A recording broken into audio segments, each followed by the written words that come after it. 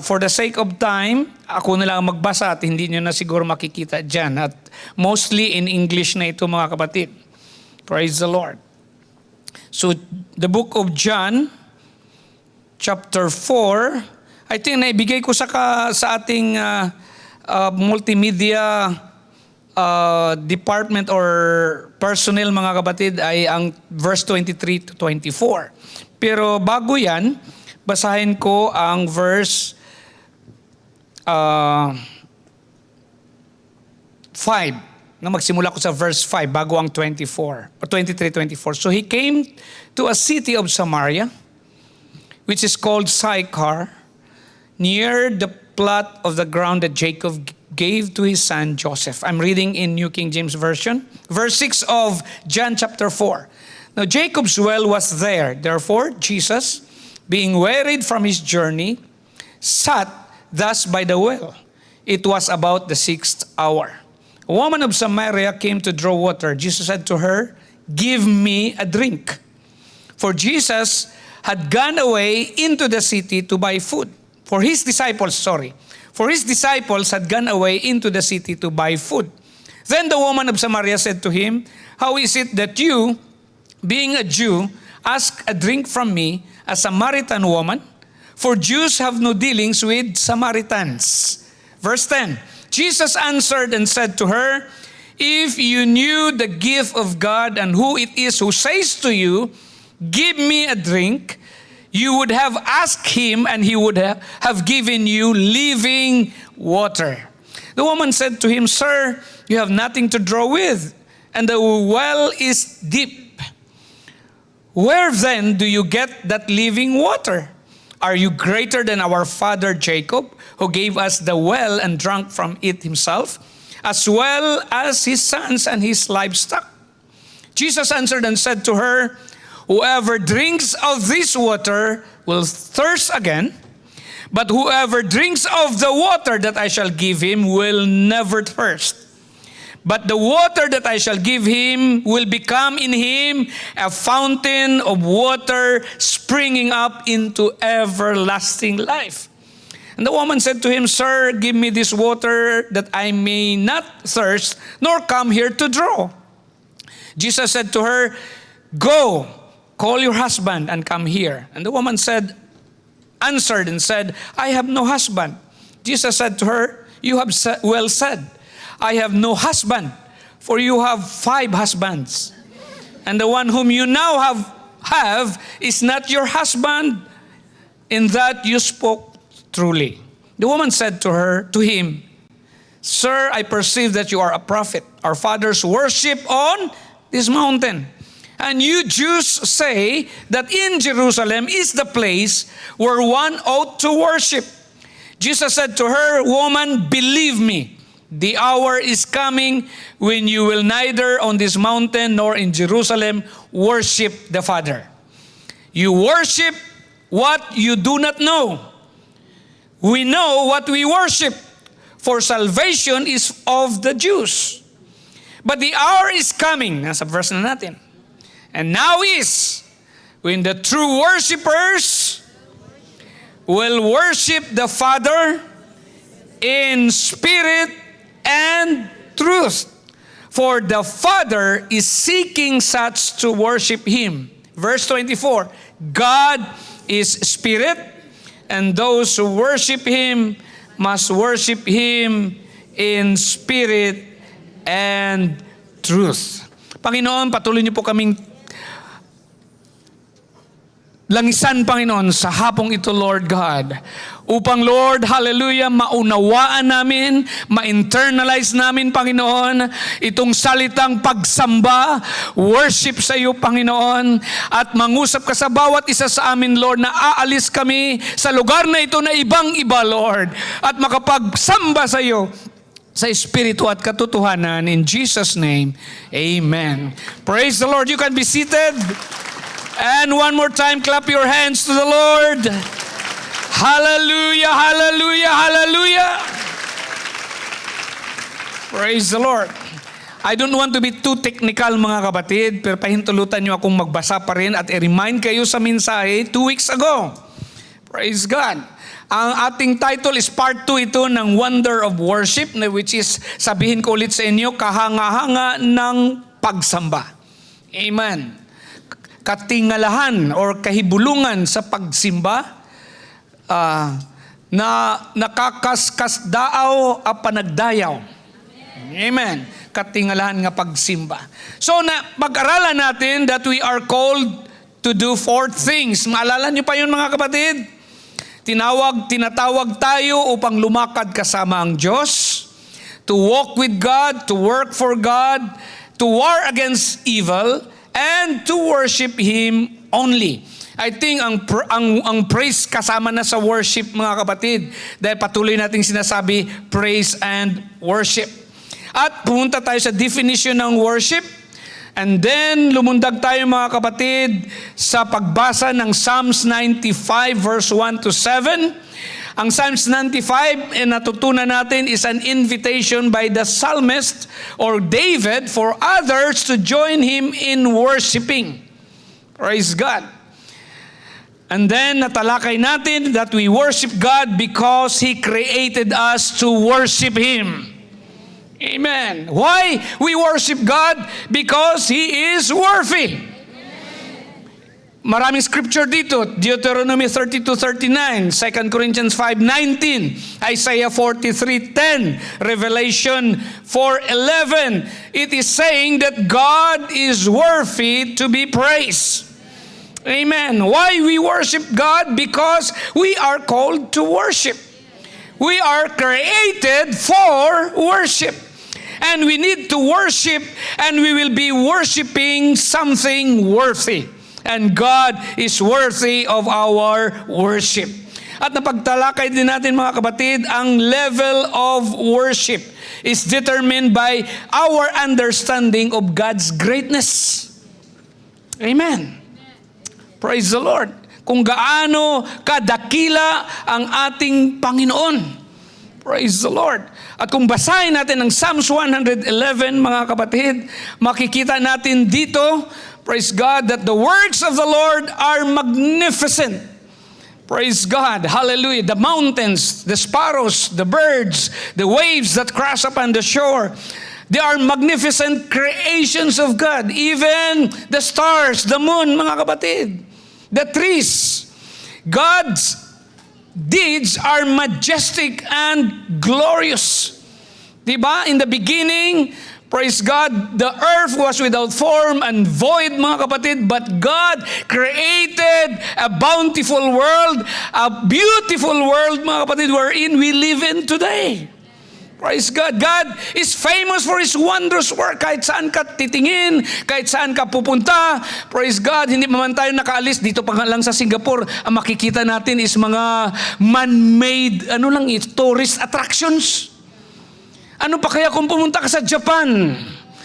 May Mount Fuji na makita ka covered with ice. Blossoms ng mga bulaklak, mga kapatid. Punta ka rin sa kabayanan doon sa Spain, sa Europe, mga kapatid. Ang dami doon mga plantations, ang daming makikita mo na natural beauty, mga kapatid. God is famous for His wondrous works. Sino na nakapunta sa atin sa glaciers ng ice glacier ba yun sa Antarctica? Manood ng Sea Lions, mga kapatid, or whatever it is, or sundan, mga kapatid, ang whale, ang napakalaking creature, mga kapatid. Amen. Praise God. Kahit nga lang sa lupa, mga kapatid, namamangha na tayo, pumunta lang dito sa Singapore Zoo. Manood lang tayo ng otter. Mabuti na nakakita na ba kayo ng hippopotamus? Rhinoceros, mga kapatid. Namamangha ka, giraffe. Di ba? Kita ang haba-haba ng liig. Grabe mag-balance, mga kapatid, no? So nakikita natin the wondrous works of God. But hindi lang yan, mga kapatid. The Lord is full of mercy and compassion.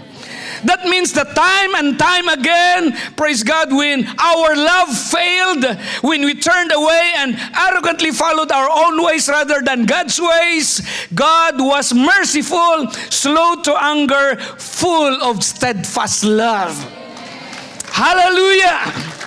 Praise God. Hallelujah. At sinabi sa pangaral last Sunday, there is power in praise.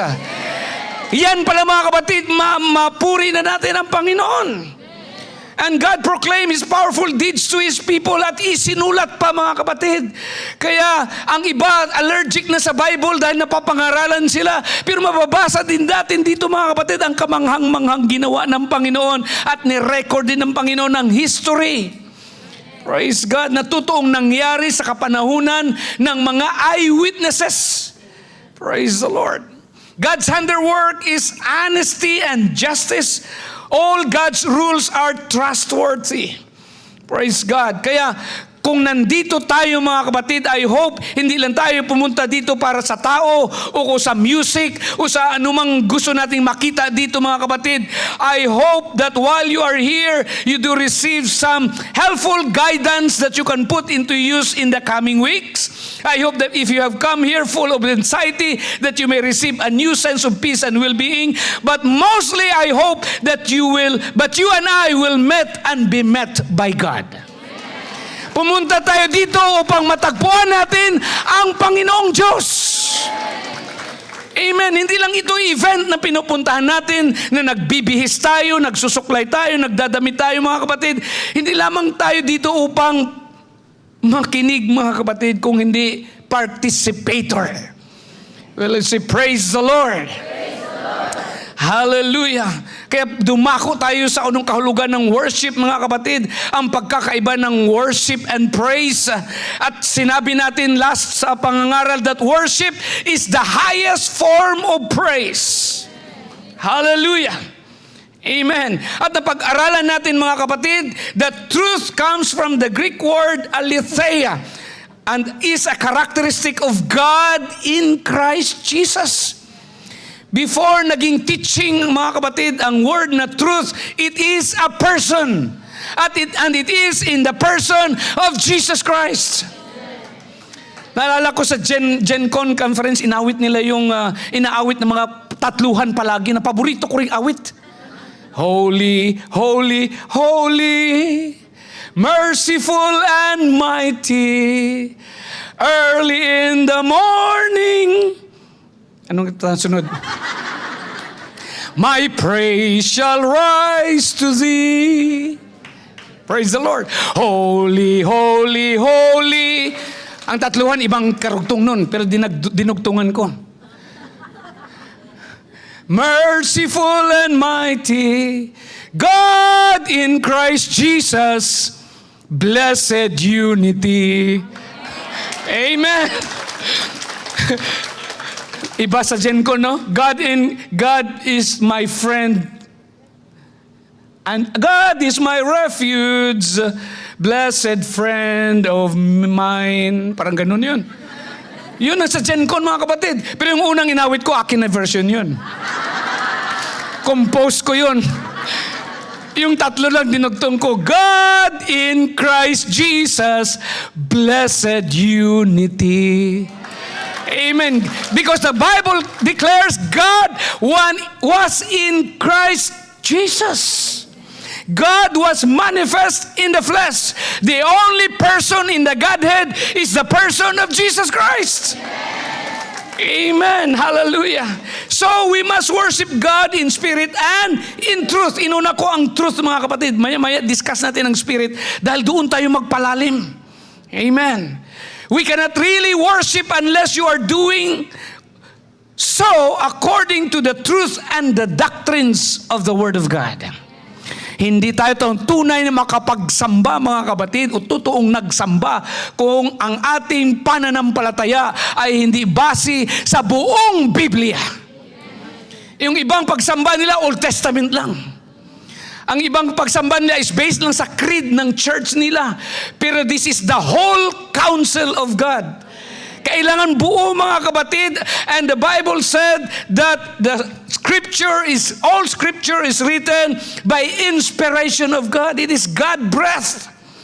Amen. Hindi pwede magkamali.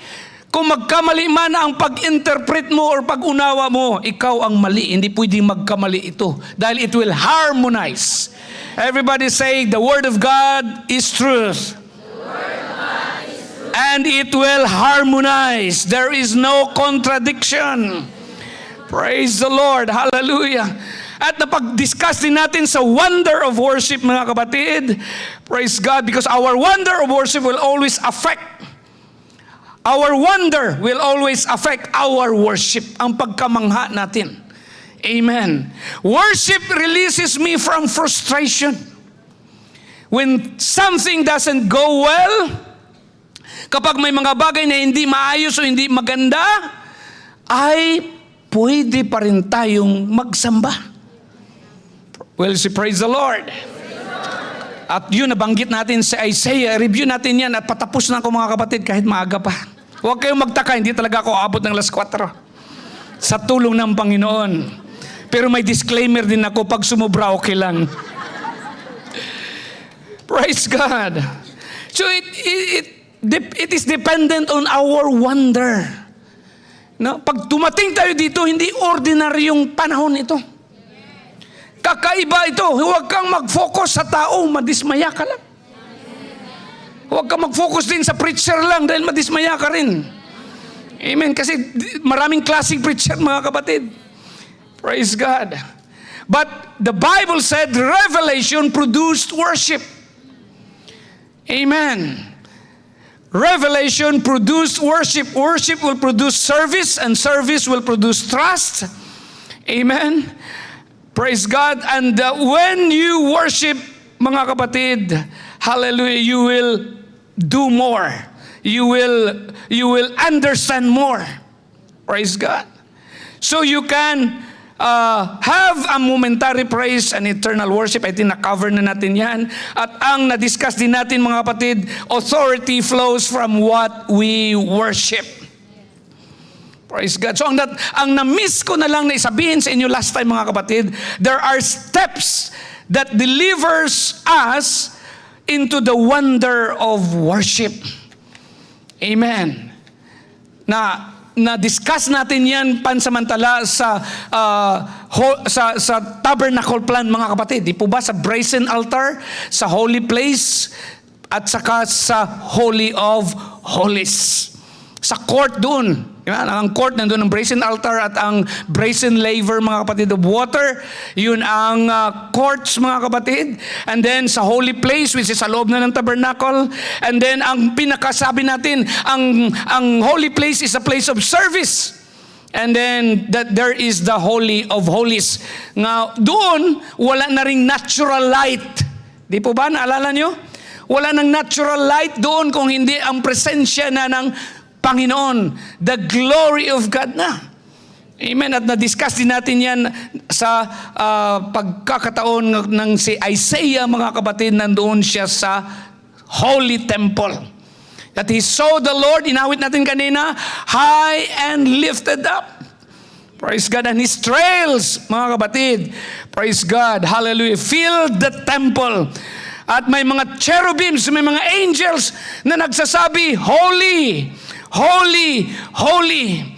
Praise God. Yun ang worship service doon. Praise God. And that will never change. God is holy and that will never change. Amen. And worship is recognizing our nothingness and God's magnificence. Worship shows our sin contrasted with His purity. Worship contrasts our feebleness with His power.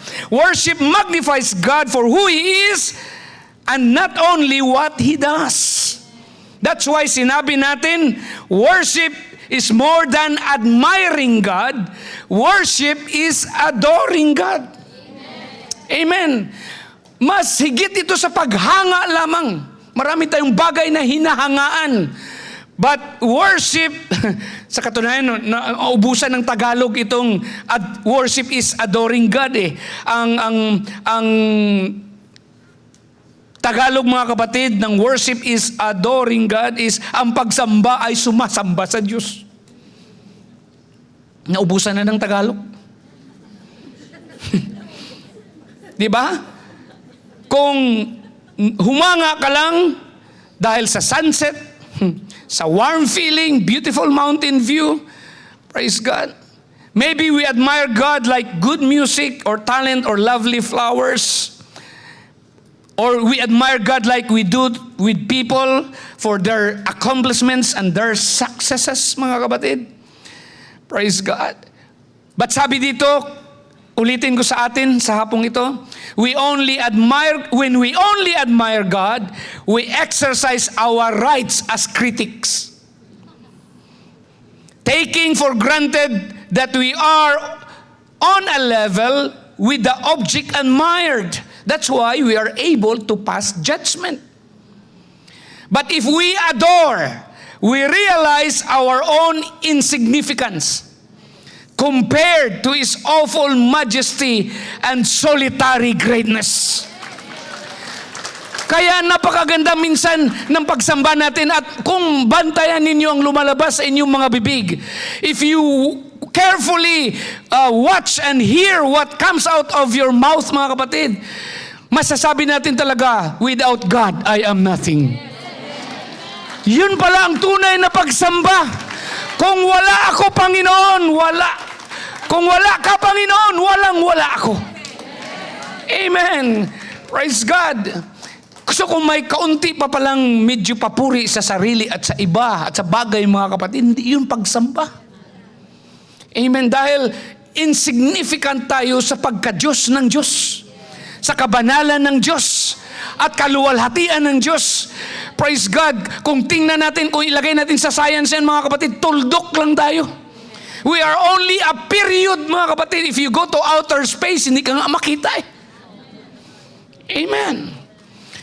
At dito tayo magtatapos, mga kapatid, that all acts of worship are a call to go up.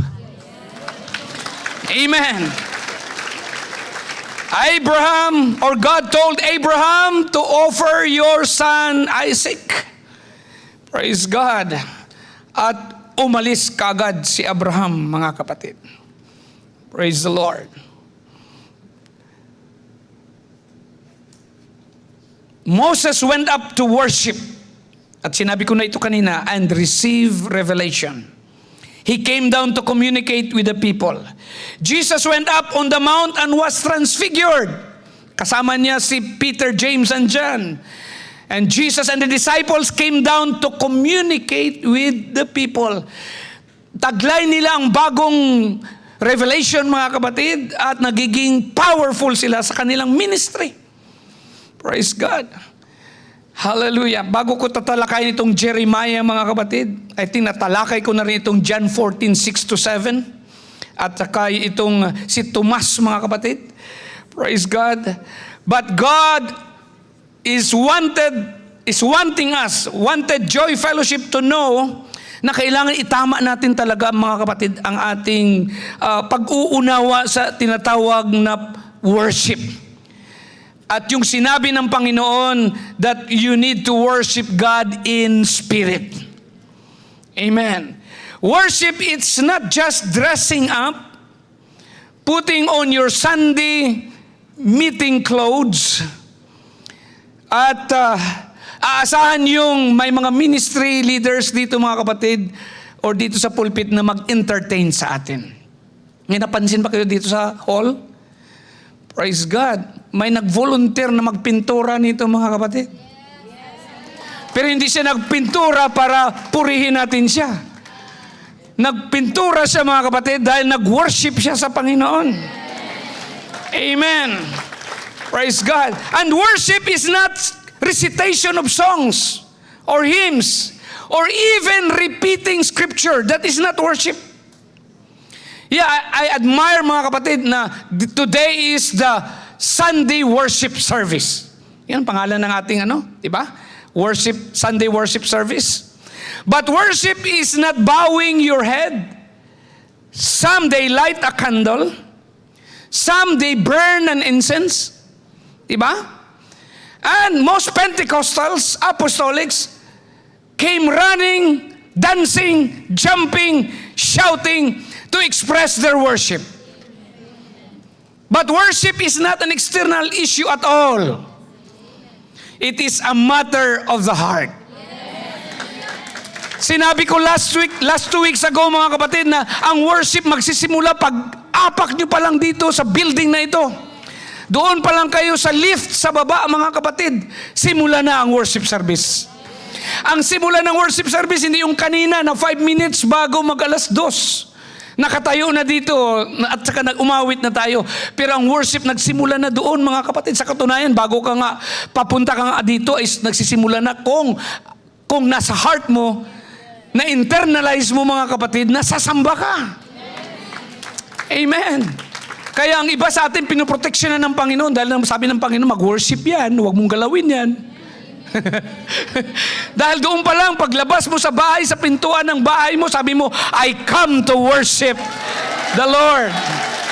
Amen. It is the deepest part of you reaching out to the deepest part of God. That is worship. Iba ito mga kapatid sa individual. Ito ang tinatawag na corporate worship. Amen. Kaya in-encourage namin kayo na huwag kayong mag-aerobics every Sunday. Come and worship with us. Diba? In-encourage namin kayo na huwag kayong pumasyal lang sa napakagandang pasyalan dito pag may pagsamba ang mga anak ng Diyos, ang iglesia, ang simbahan mga kapatid. Dahil may natatanggap tayo dito mga kapatid na hindi natin natatanggap na tayo lamang sa ating kwarto. Amen. Worship is challenging because there is no other areas in our lives that ask us what worship asks us for. May hinihingi pala sa atin pag nag-worship tayo. Amen. Alam ko ang iba sa atin, makinig kayo mga kapatid na mabuti, hinihila na lang ng iba sa atin yung kanilang katawan. Totoo. Lalo na may party kagabi. Sinabi ko lang yung mga facts, mga katotohanan. Lalo na wala ka pang tulog kagabi. Kulang ang tulog mo dahil nag-prepare ka sa birthday celebration ngayon. Nagluto ka. Naghanda ka ng regalo. Walang masama doon mga kapatid. Ini-explain ko lang. Pero pag yan ang spirit, internalize, pag yan ang ating focus mga kapatid, ang ating heart, na hinihila natin ang ating katawan, minsan nga ang katawan nandito, walang espiritu eh. So walang real worship na mangyayari. Ang praise and worship team natin, sabi pa dito, let's worship God. Walang isip mo dito. Okay, siguro excited na kayo. Ano ba talaga? Sige, sabihin mo na. Ang question mga kapatid, ganito, have you ever from your spirit have a real thirst-quenching feeling? Yung pala. Praise God. Maka-worship pala tayo mga kapatid pag may pagkauhaw tayo. Amen. At kung napunuan na yung pagkauhaw na yan, that is called worship. Dahil dumaloy na ang tubig sa langit. Nakainom na tayo mga kapatid. Amen. Have you ever from your spirit mga kapatid na parang sa iyo naramdaman mo na may mind-renewing experience ka? Na-renew ang isip mo. Pumunta ka rito magulo. Pero sabi mo, Lord, mag-worship ako sa iyo, mag-connect ako sa iyo. At napunasan ng langis ang iyong pag-iisip. Yan ang worship mga kapatid. At mayroon pa yung heart-piercing experience. Tumagos talaga. Hindi lang sa sinabi na dito sa pulpito, kahit sa awit tumagos na. Sa mga lyrics ng inawit natin, tumagos na. O nakamusta ka lang dyan, tumulo ang luha mo. Worship na yan, mga kapatid. Praise God. Hallelujah. Dahil pag mayroong ganong experience, all of the sudden, mga kapatid, maramdaman mo ang kapangyarihan ng Diyos na kakaiba. Amen. Kaya nga, yes, we can praise God for all that He has done. Temporal yun eh. But worship is yung nakakonect ka mga kapatid sa source. Amen. Hallelujah.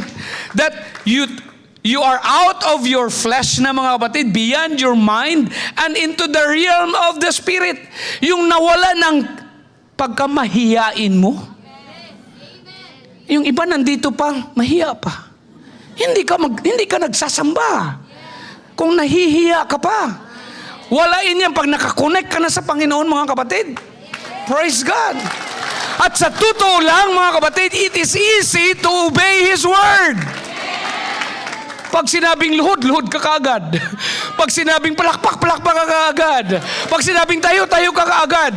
Walang pabigat, mga kapatid, dahil you are in the Spirit. Praise the Lord. Hallelujah. Praise God. Hallelujah. At nung naramdaman mo ng kapangyarihan ng Diyos, ayaw mo nang umalis doon.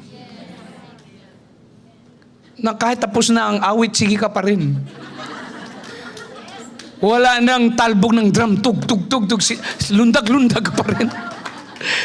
Dahil nakakonect ka, mga kapatid. Praise God. Pero huwag naman natin, mga kapatid, kailang suriin natin ito kasi tayong mga Pentecostals. Grabe tayo, expressive tayo mag-worship, tinuruan din tayo kasi. No? Praise God. Pero kailangan, it will constitute also, kailangan sasabay ang puso. Hindi ito performance lang. Ay, nakita siya, tumakbo, takbo din ako. Ay, lumundag din ako. Uy, naglundagan na! Uy, iyakan na rin. Kailan sabayan mo ng puso yun, mga kapatid? Di ba sabi ng Joel? Anong sabi ni Joel, mga Bible scholars natin? Rend your hearts and not your garments. Sa Old Testament, mga kapatid, pag may nangyayari sa kanilang, may pangyayari hindi maganda sa kanilang buhay, they will rend their garments as a sign of repentance. Di ba? Pero sabi ni Joel, rend your hearts and not your garments. Para bang sinasabi ng Panginoon, oh, I want to see your heart rend or twisted. Amen. Not your flesh. Because God is concerned about our internals, not externals. Amen. Hallelujah. Yes, we need to have a vibrant experience with the Holy Spirit or with the Holy Ghost. Kaya nga, maraming umuuwi sa atin na hindi talaga nakapag-worship. So dito sa nabasa natin sa John 4, sa pagtatapos, mga kapatid, inahalintulad ng Panginoon yung tubig na natural water sa living water. Anong mangyari, mga kapatid, kung hindi ka nakainom ng tamang measure ng tubig? Dehydrated ka. Maraming umuuwi sa atin dehydrated sa espiritu. Pumunta man ako, nagbihis man ako, nag-perfume. Tumakbo, nagpuri, umiyak, pag-uwi, dehydrated pa rin. Dahil nawala na yung wonder of worship, mga kapatid. Nawala na yung tunay na worship. Amen. So ang Panginoon, praise God, sa kadaming panahon, mga kapatid, hinintay niya yung babae na pumunta sa balon, mga kapatid. Diba? Praise God. Hinintay niya. Dahil alam ng Panginoon, that woman is a potential worshiper. Amen. Praise God. Hindi dahil consecrated siya, mga kapatid. Hindi dahil banal ang babaeng ito. Sa katotohanan, mga kapatid, the woman was a most dysfunctional, confused woman. Yet Jesus waited all day to see this woman who was married 5 times and is currently living in sin. Praise God. You see, nasa scripture natin yan, mga kapatid, nabasa natin. At anong sinabi ng Panginoon? I thirst. Give me a drink. Amen. The whole conversation starts not with what she needs, but what Jesus needs. Praise God, because we are created to worship Him. Amen. Kaya kung potential worshiper ka, hintayin ka talaga ng Panginoon. Pagpasensyahan ka talaga ng Panginoon dahil you are a worshiper. Potential worshiper. Praise God. Hallelujah. So yun ang sabi ng Panginoon, I thirst. Give me a drink. At sinabi ng Panginoon, If you know who I was, you will be asking me for water. So the subject really here is not water, by the way. It's worship. Di po ba? But using water metaphorically to describe the spiritual principle, because water is a necessity of the body, which the body largely composed of. I think how many percent ang katawan, mga kapatid? 70. Ang brain, mas marami. Without water above food, we will die. And water is to the body as worship is to the spirit. Patay pala tayo kung di talaga tayo totoong nag-worship. Yes, sinabi niyo, pumunta kayo sa gawain. Napakarami mang gawain. There are how many religions, denominations, mga kapatid, na nangako na makapagsamba tayo, mga kapatid. Pero may isang totoo lang na pagsamba, in spirit and in truth. Amen. So, ang proposal ko sa hapong ito, mga kapatid, huwag tayong umuwi na dehydrated. Alam kong iba sa inyo nakainom na, pero there is more from the source. And we can worship, mga kapatid. Praise the Lord. Could it be possible, we Pentecostals, mga kapatid, gustong-gusto natin yung Bible study, gusto natin yung hindi lang GPR, kung hindi adult Sunday school, may mga Sunday school classes tayo, mga kapatid. But could it be possible that sometimes you learned a lot about God, but you have not learned God? You know about God that you do not know Him at all. Dahil hindi tayo nakapagsamba. Dahil kailangan, mga kapatid, mag-progress ang ating paglilingkod sa Panginoon. Di ba sabi ng babae, we worship in this mountain. You Jews worship in Jerusalem. Praise God. Itong babaeng ito, I think, mga kapatid, may pananampalataya ito. Dahil sumasamba siya sa Diyos. Kaso lang, sa hindi magandang pagkakataon siguro sa kanyang circumstance ng kanyang buhay, I think, nakapag-asawa siya ng 5. May kinakasama pa.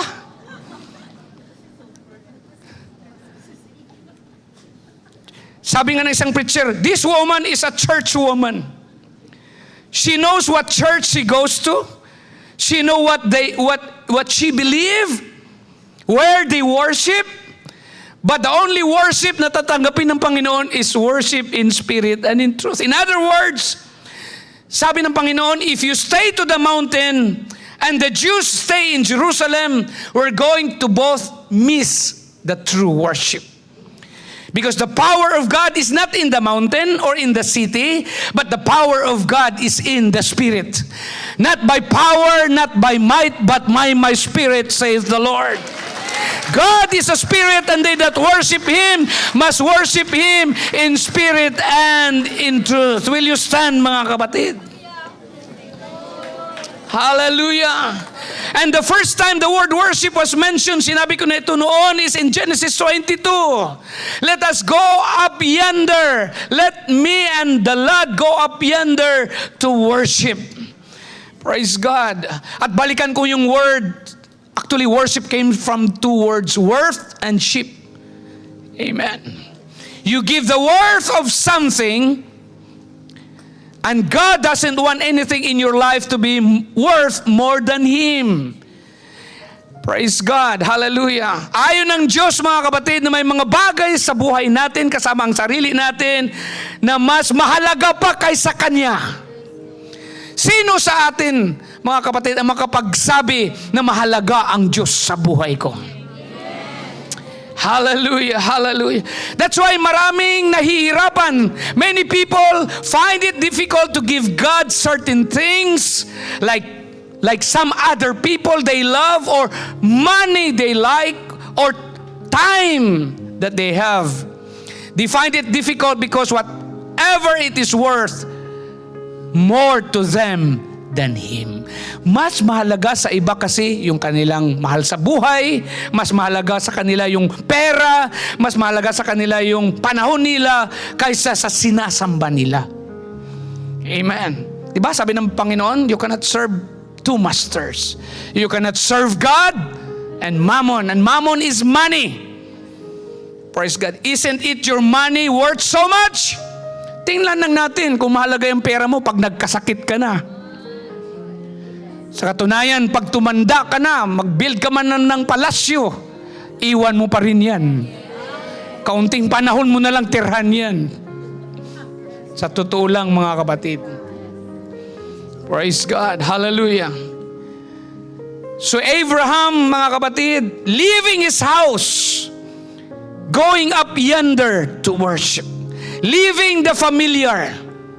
Amen.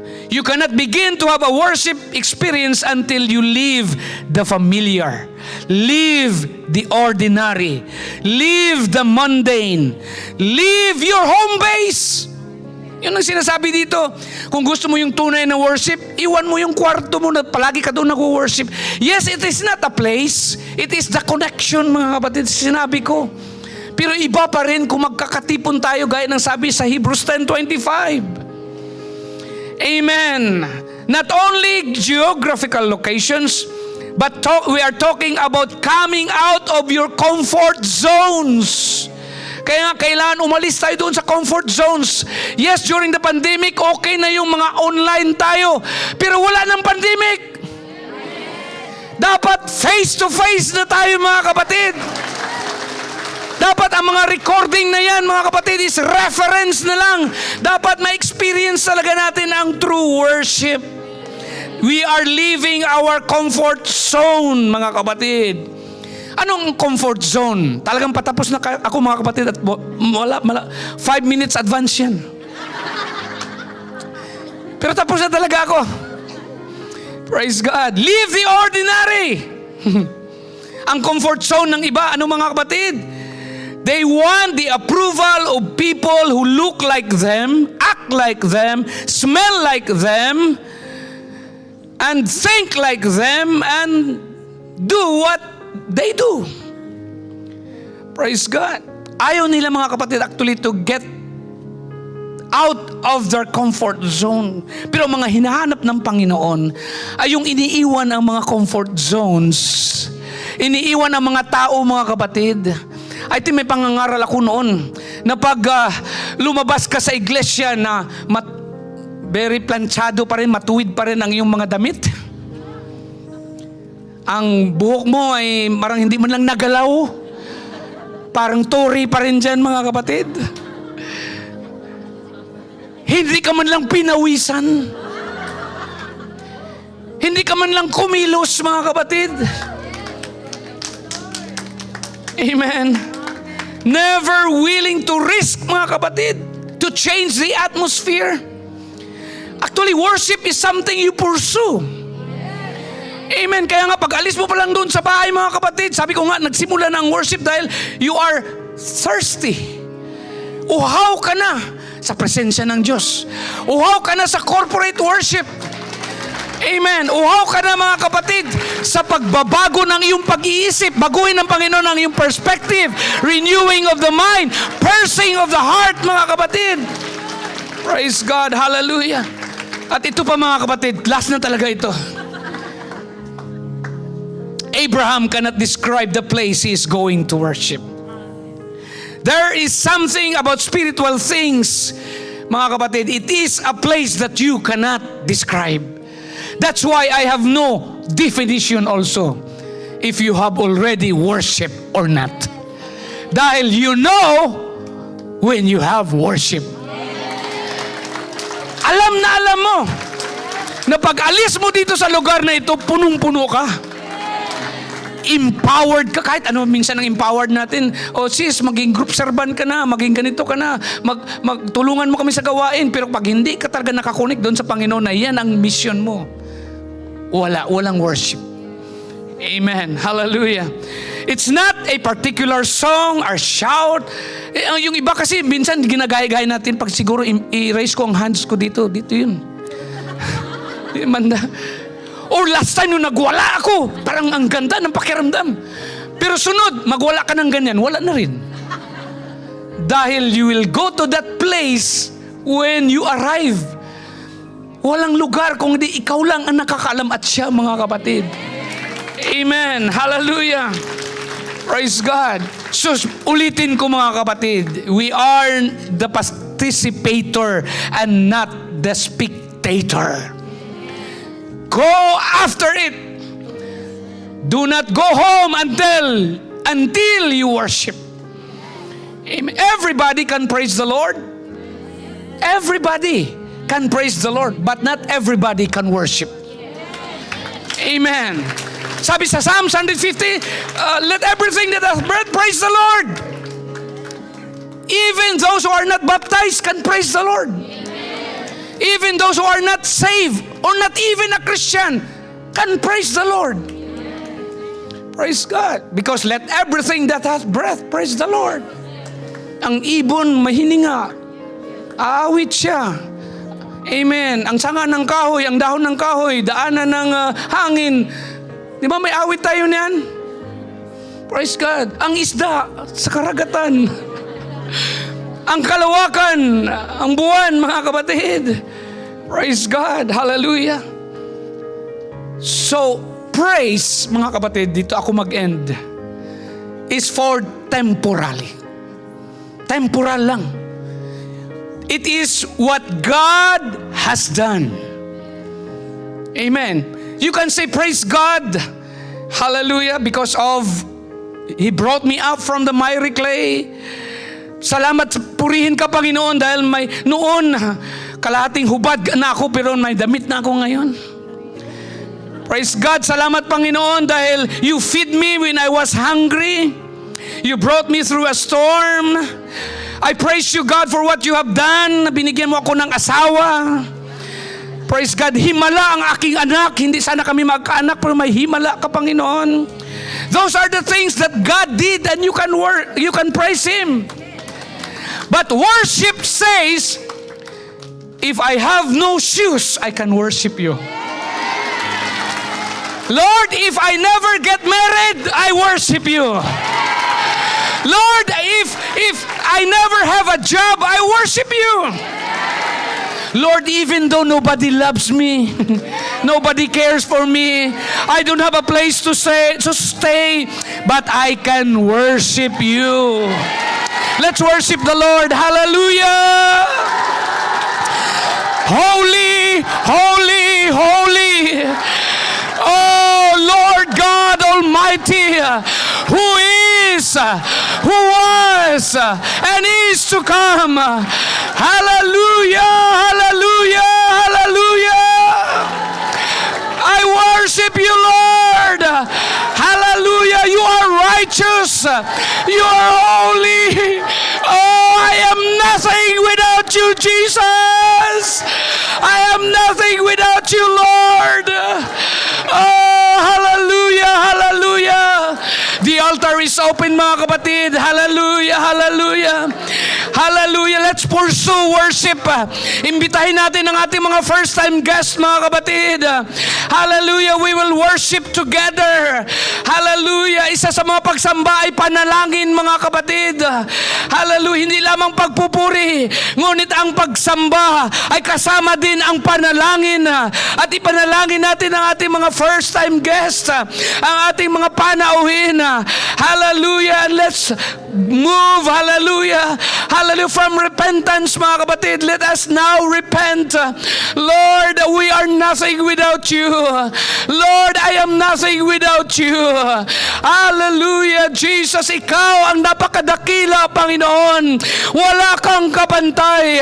Wala kang katulad. Salamat sa iyong mercy, sa iyong awa sa akin, Panginoon. Lord, salamat, O Diyos, sa pagkakataon na sinabi mo sa iyong salita. Now is the time. Hallelujah. Today is the day of salvation. Now is the time. Hallelujah. To come closer to you, Jesus. Yes, hallelujah. Hallelujah. Yes, thank you, Lord, for your goodness in all my life, Jesus. You have been faithful, O God. Lord, let me have that wonder of worship. Oh, I worship you for who you are. Lord, I'm willing to leave the familiar. I'm willing to go to a place where you lead me, Jesus. Hallelujah, hallelujah, hallelujah. Let's worship, mga kapatid. Hallelujah. Let's connect to that Spirit. Let's worship God in spirit and in truth. Oh, yes, Jesus.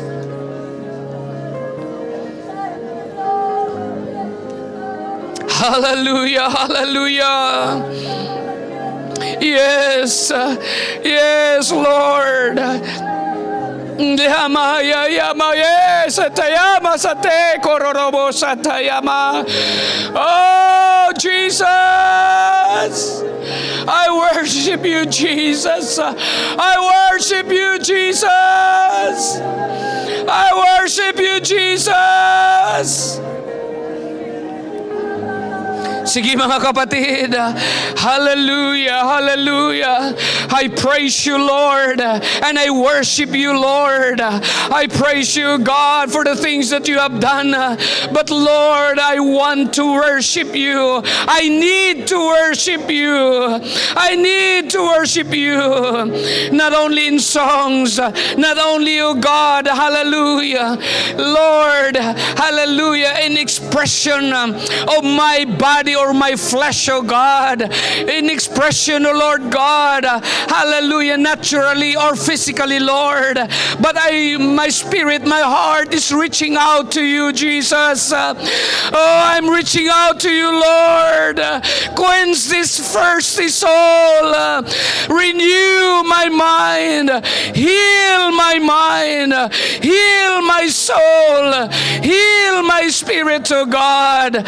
Hallelujah, hallelujah, hallelujah. Hallelujah, rabasete okosoto. Yala baraya kiandara labaya seteo kore amaya. Hallelujah, hallelujah. Yes, I may never have a house and lot, Lord. I may never have the things that others have. Hallelujah, but Lord, I worship you. I worship you, Jesus.